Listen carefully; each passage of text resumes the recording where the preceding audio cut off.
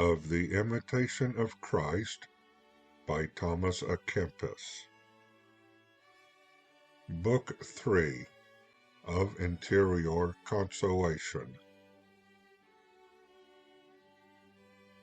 Chapter 53. That the grace of God unites not with those who have a relish for earthly things. Son, my grace is precious. It suffers not itself to be mingled with outward things or earthly consolations. Thou must therefore cast away every obstacle to grace, if thou desire to be ready for the inpouring of it. Choose a secret place for thyself, love to dwell with thyself alone. Seek not the talking with any one, but rather pour out thy devout prayer to God, that thou mayest keep thy mind in compunction, and thy conscience pure. Esteem the whole world as nothing. Prefer the giving thy time to God before all external things. For thou canst not have leisure both for me, and at the same time delight thyself in transitory things. Thou must be far removed from thine acquaintance, and from those that are dear to thee, and keep thy mind to thyself, away from all temporal solace. So the blessed Apostle Peter beseeches the faithful of Christ to keep themselves as strangers and pilgrims in this world. Oh, what great confidence will he have at the hour of his death, who is not detained by an affection to any thing in the world.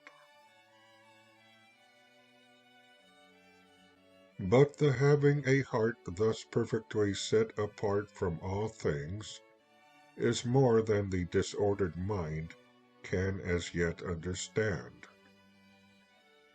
Neither does the natural man recognize the liberty of the interior man.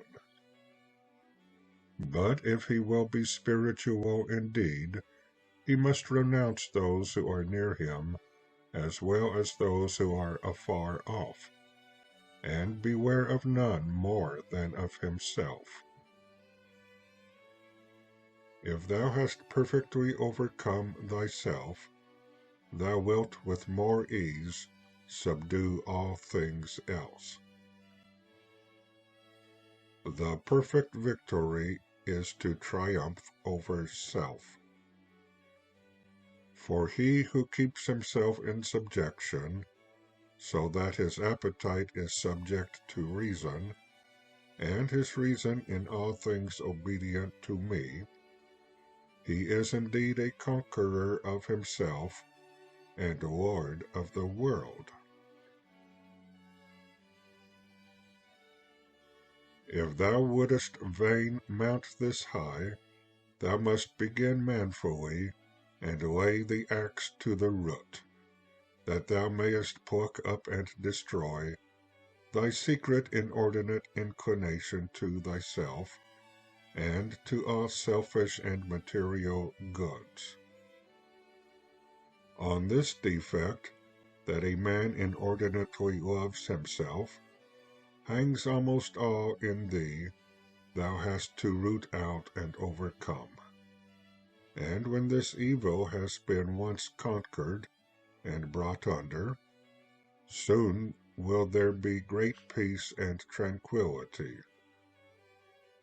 But because there are few who labor to die perfectly to themselves, and who fully tend beyond themselves, therefore do they remain entangled in themselves, nor can they be lifted in spirit above themselves.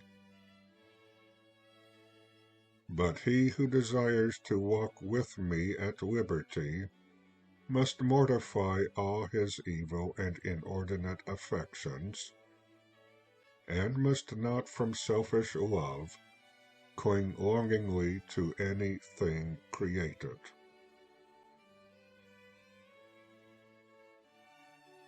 And that concludes Chapter 53 of Book 3 of the Imitation of Christ.